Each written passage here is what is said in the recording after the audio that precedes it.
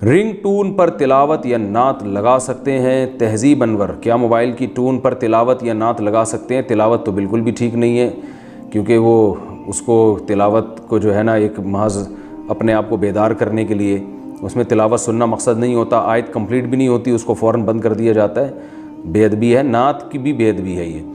तो तिलावत का मामला चूँकि ज़्यादा हसास है, इसलिए उसको तो बिल्कुल ठीक नहीं है। नात लगाना भी मेरा ख़्याल यही है कि नात की एक किस्म की इसमें तौहीन है।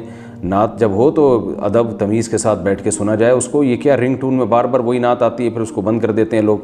वो बस ये तवज्जो दिलाने के लिए कि किसी का फ़ोन आ रहा है, तो फ़ोन आने के लिए कोई भी टून लगा दें। नात और तिलावत का सहारा क्यों लेते हैं?